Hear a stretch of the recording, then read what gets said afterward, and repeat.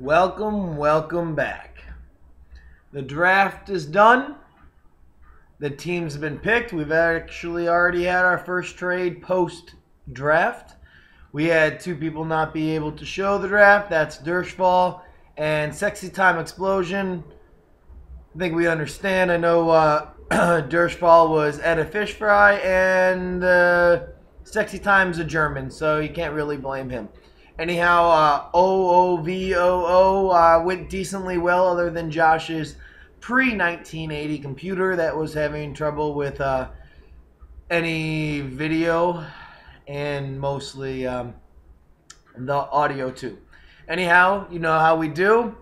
I do 3 tiers. We have the top tier that I can personally guarantee will make the playoffs. There's only 2 teams in the top tier this year, as per usual. Most of you will be in the middle tier, which, if managed right, maybe a trade here and there, or a key free agent pickup, you too can be a contender. And then we have tier 3, that other than every other team tearing their Achilles, you will be playing for 2014 and some respect. And if it might go well, going in public in a banana suit. I don't know. We're going to have to talk about the banana suit in a little bit. But first, let's go to tier 1, the top tier, the 2 teams that I feel will make the playoffs and are the favorites to winning Fraggle Rock this year. At number 1, it should come as no surprise. It is Fraggle Wembley. The returning champ also returns with a very strong squad. And instead of revamping, he reloads. As we all know, he brought back Tom Brady at quarterback, who was number 2 last year, AP, who was number 1 in Otherworldly last year, Ray Rice. He also picked up Reggie Bush in his flex, Wes Welker, Danny Amendola, Vernon Davis, 49ers defense, and Matt Bryan. Some of his key bench players, Deshaun Jackson, Colin Kaepernick, Trevon Austin, and in my eyes, Kenbrell Tompkins. Yes, Hugo, that's right. He wasn't only on your board, he was on mine. Obviously, we know what Brady, Peterson, and Rice will do. Do I feel AP will have the same year as last year? No. I do, however, feel what he drops off in yardage, he will pick up in TDs. He did not actually have as many touchdowns as usual last year. Hopefully those pick up. Ray Rice, he's lost some key players on that offense. He, I think, will actually assume a bigger role.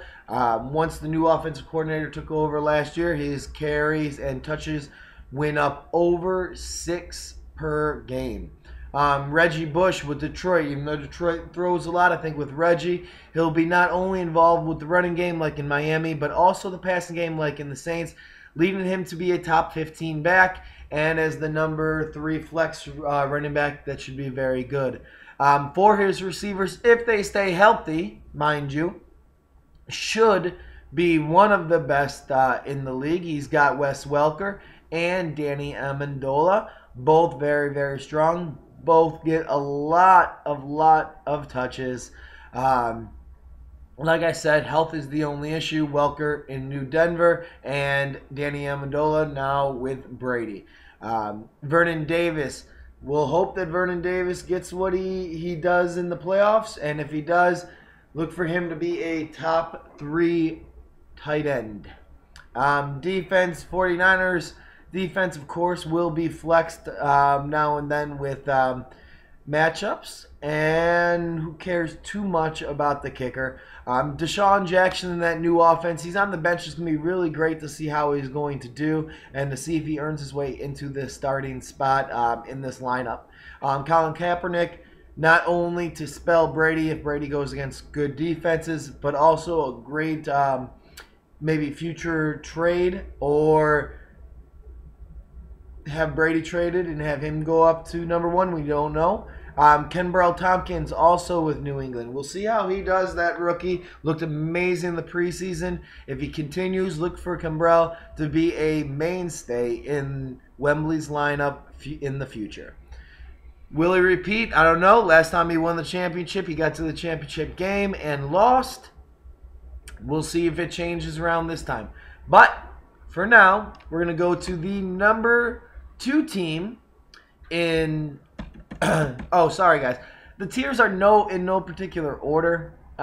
Anyhow, the number 2 top tier team, who I can personally guarantee will make the playoffs. Should have made the playoffs last year. Kind of got screwed up, even though he was the 3rd highest scoring team, is Fraggle Boober.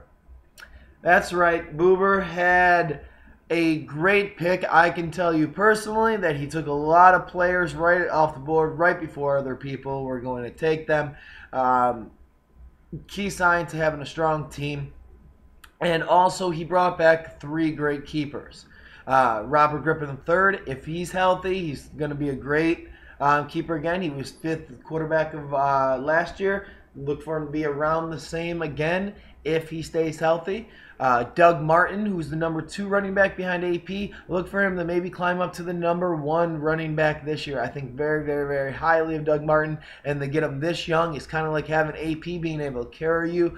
Look for Boober to be strong for a long time if Doug Martin is who I think he is. Stephen Ridley. What people don't think about with the Patriots is their run game. Ridley went over 1,000 yards. He was a top 10 running back last year, and I believe he will repeat that this year. In his flex, he took a shot at Darrell Richardson, who, even though he's going to be kind of in a platoon in St. Louis, he should be the majority owner of the carries. I'm thinking around 60-40 with Isaiah Peed. We'll see how it turns out. He might want to take Peed if he's available. I'm not sure. I got to check all the lineups. Maybe as a handcuff and to see who actually comes off in the very beginning. At receivers, Julio Jones and Reggie Wayne. Reggie, as we saw last year, very, very big target for Luck. And Julio Jones, we all know what he did. Top 10 receiver last year. And now with the threat of Steven Jackson running, look for him to have another strong year. At tight end, you guys all know that I'm not very high on Tony Gonzalez. He was the number 3 tight end last year. However, it was a down year for tight ends. He only had 8.7 points a game, 139 total. He'll give you a lot of those 1-yard touchdowns, but you need those touchdowns to have him stay afloat and be a top-tier tight end. We'll see how he does this year. He did jump a little early for the Seahawks defense. It can pay off for him. I know Seahawks were number 2 last year. If they're in a very, very strong division, but it's a defensive division, not incredibly offensive. And all those home games in Seattle, having the 12th man there, definitely helped them out. Best defensive backs in the league. They'll put up a good amount of points. Strong defense. Blair Walsh is the kicker.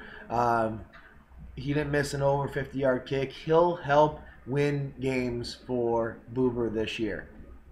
On the bench, this is one reason where I think Boober could struggle. I'm not crazy about his bench other than 2 people. I do love Giovanni Bernard, and I do love Pierre Garçon. Both sitting on his bench. Both could easily be starters. I might even put Giovanni Bernard as a starter this week over Darrell Richardson. But Chris Givens, we don't know what he's going to do. He wasn't great last year. Who knows how that passing game is going to come out. Ben Tate. Tate is great, but he's just not going to get as much balls as long as Foster's not hurt. So maybe a little twist of an ankle, and boom, you have a humongous back right there. Michael Vick as another quarterback. So we've got two injury-ridden quarterbacks. Hopefully they're not at the same time. Roy Helu from Washington. If he's healthy this year, look for him in Shanahan's offense to steal a lot of carries. That's what Shanahan does. He wasn't able to do it last year because Roy was hurt. Either way, that's my top two teams. That's my top tier. And these boys will be in the playoffs. I don't know. Stay tuned, will you?